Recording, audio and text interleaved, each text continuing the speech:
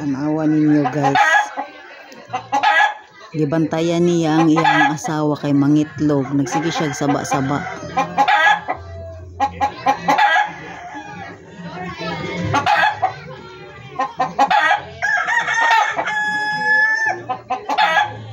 Bantayan niya iyang asawa guys.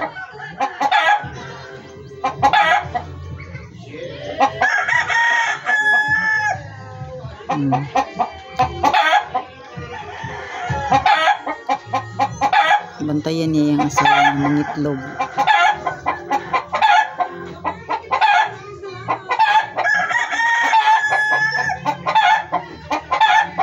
Sabak kasi bulit. Murag siya ang nakulbaan ba siya ang asawa ng mangitlog ng mga anak.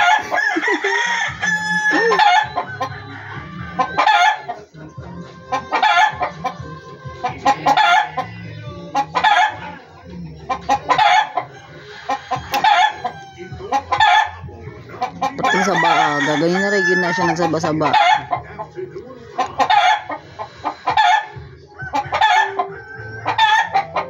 Kahit lugo na dyan kayo na ba din na mapakali ang iyang asawa. Sige, nag-ikot-ikot.